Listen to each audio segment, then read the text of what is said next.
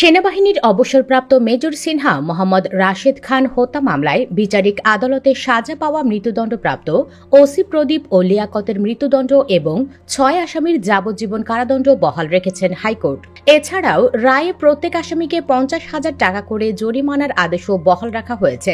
সোমবার বিচারপতি মোহাম্মদ মোস্তাফিজুর রহমান ও বিচারপতি মোহাম্মদ সগির হোসেন সমন্বয়ে গঠিত হাইকোর্ট বেঞ্চ মামলার ডেথ রেফারেন্স ও আপিলের ওপর শুনানি শেষে এ রায় দেন। এ সময় এজলাসে উপস্থিত ছিলেন ওসি প্রদীপ। বাদীপক্ষের উকিল ১ মাসের মধ্যে প্রদীপের ফাঁসি কার্যকরের আবেদন করেন। এ সময় বিচারক যত দ্রুত সম্ভব ফাঁসি কার্যকরের বিষয়ে বাদীপক্ষের উকিলকে আশ্বস্ত করেন।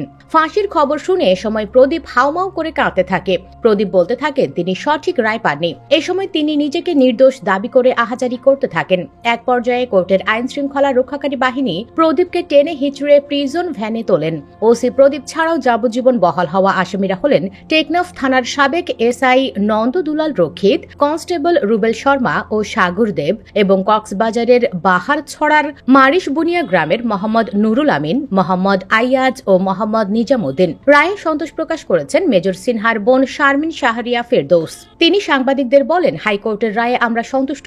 আমরা চাই সব প্রক্রিয়া শেষে দ্রুত যেন রায়টা কার্যকর করা হয়। এর আগে গত বৃহস্পতিবার আসামি ও রাষ্ট্রপক্ষের করা আপিলের শুনানি শেষে রায়ের এই দিন ধার্য করেন হাইকোর্ট। আদালতে রাষ্ট্রপক্ষের শুনানি করেন attorney general Mohammad Asaduzzaman, deputy attorney general Humayun Kabir Manju ও শামিমা দীপ্তি। আসামি পক্ষে ছিলেন জ্যেষ্ঠ আইনজীবী এস.এম. শাহজাহান। শুনানিতে অ্যাটর্নি জেনারেল আলোচিত মেজর সিনহা হত্যা মামলায় ওসি প্রদীপ কুমার দাস ও পরিদর্শক লিয়াকত আলীর ফাঁসি সহ বিচারিক আদালতের পুরো রায় বহালের আবেদন করেন।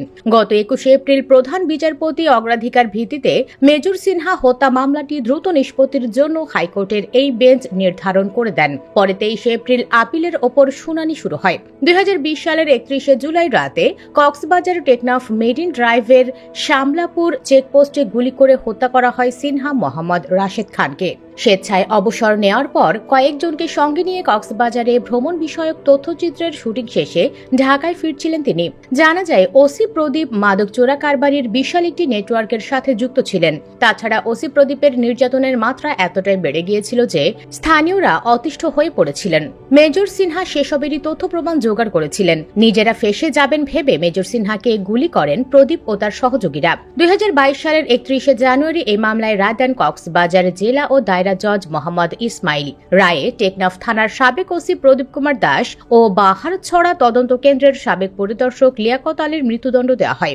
এছাড়া সিনহাকে হত্যায় সহযোগিতা ও ঘটনা ধামাচাপা দেওয়ার চেষ্টার অভিযোগে ৩ পুলিশ সদস্য ও পুলিশের ৩ সোর্সকে দেওয়া হয়েছে যাবজ্জীবন কারাদণ্ড।